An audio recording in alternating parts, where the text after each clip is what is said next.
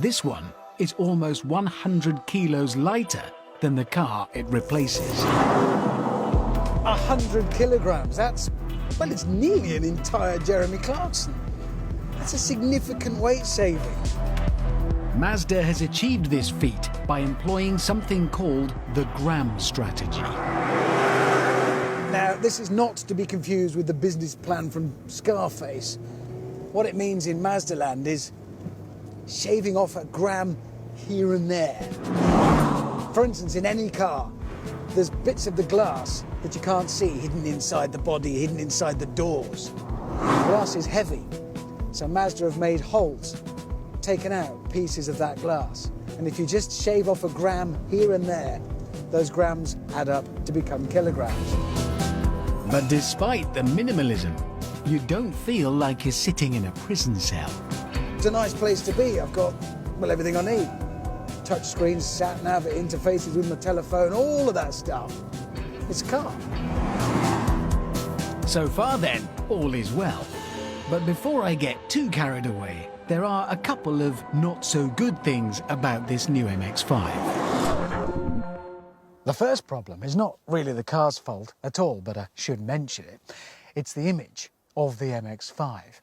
Put it this way, if your business is called a cut above, fringe benefits or heir apparent, it's long been the choice of car for you. But if you run a magazine called Belt-Fed Machine Gun Enthusiast, you probably want to look elsewhere.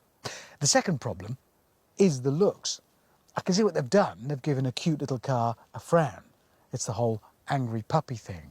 But I'm just not quite sure yet. But you know what?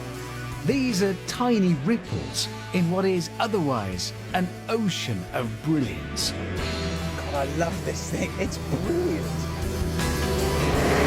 It's pure fun. It's made of fun. Listen to that.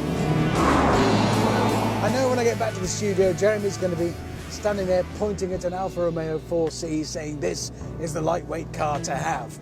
But it's 50 grand, and they make a fuss about it being light. This is just simple.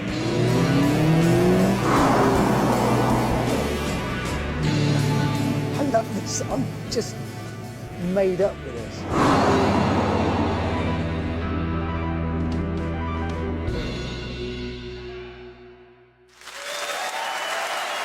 See, there you are. I knew it. I knew you'd do that. I said so in the film.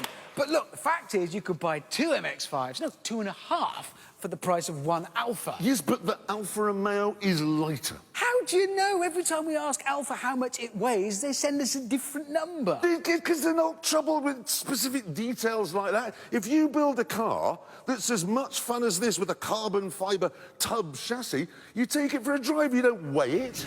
That's not, I mean, when Leonardo da Vinci painted the Mona Lisa, he didn't say, well, how much that weighs. No, look, the whole point of the Alfa, we're told, is its lack of weight. That's why they tell us it feels a bit flimsy and a bit brittle and it hasn't got power steering because it's so light. But then they won't tell us how light it actually is. Because they're too busy having fun. Mazda made that, and then they went, I wonder how many horsepower it produces. Let's put it on a rolling road and let's weigh it. Why do they just make the figures up? That's what the Italians always do.